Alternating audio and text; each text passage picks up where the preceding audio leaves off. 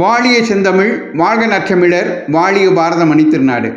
பாரத மணித்திருநாடு நேயர்கள் அனைவருக்கும் வணக்கம். இன்று வாழ்க்கை நீதியை உணர்த்தும் ஒரு சின்னஞ்சிறு கதை. ஒரு முறை திருமால் சிவபெருமானை சந்திக்க திருக்கைலாயம் சென்றிருந்தார். திருமாலை சுமந்து வந்த கருட பகவான் வெளியில் வெயிட்டிங்கில் இருந்தார். பறவைகளின் அரசனான அவர் கைலாய தோரண வாயிலில் அமர்ந்திருந்த ஒரு அழகிய பறவையை கண்டு, நம் பறவைகள் இனத்தில் இப்படி ஒரு அழகிய பறவையா என அதிசயித்து கொண்டிருந்தார். அந்த நேரத்தில் யமதர்மராஜன் சிவபெருமானை தரிசிக்க கைலாயம் வந்தார். அவர் தோரண வாயிலில் அமர்ந்திருந்த பறவையை ஒரு மாதிரி பார்த்து கொண்டே உள்ளே சென்று விட்டார். இதை பார்த்த கருட பகவானுக்கு என்னமோ போல் ஆகிவிட்டது. இவர் பார்வையே சரியில்லையே, இவரால் இந்த அழகிய பறவைக்கு ஆபத்து எதுவும் வந்துவிடுமோ என சிந்தித்த கருடாழ்வார் அந்த அழகிய பறவையை காக்க எண்ணி அதை தூக்கி கொண்டு பறந்து போய் தொலைவில் உள்ள தண்டகாரண்யத்தில் ஒரு பெரிய ஆலமரத்துக்கடியில் பத்திரமாக வைத்துவிட்டு திரும்பி வந்து விட்டார். உள்ளே சிவபெருமானை தரிசிக்க சென்ற யமதர்மராஜன் வெளியே வந்தார். தோரண வாயிலில் அழகிய பறவை இருந்த இடத்தை பார்த்தார். அங்கே பறவையை காணவில்லை. உடனே கருடாழ்வார், என்ன பார்க்கிறீர்கள்?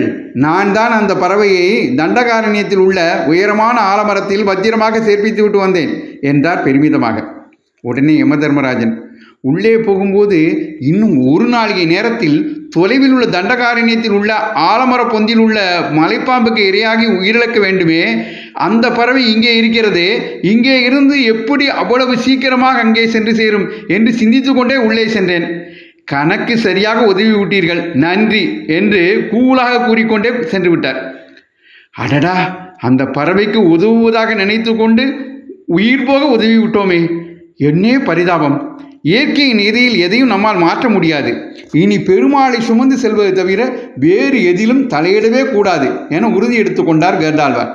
எனவே நாமும் சக்தி தொழிலை அனைத்துமனில் சார்ந்த நமக்கு சஞ்சலமே என இயற்கையின் நீதியை உணர்ந்து எதற்கும் கவலைப்படாமல் இந்த புரட்டாசி சனி நன்னாளில் கருடாழ்வார் மீது அமர்ந்து அருள்புரியும் காக்கும் கடவுளாம் திருமாலை வணங்கி மகிழ்வோம். வந்தே மாதரம், வளர்க பாரதம், ஜெய்ஹிந்த். இது போன்ற சின்னஞ்சிறு கதைகளை கேட்டு மகிழ பாரத மணித்திருநாடு சேனலை சப்ஸ்கிரைப் செய்யுங்கள். நன்றி, வணக்கம்.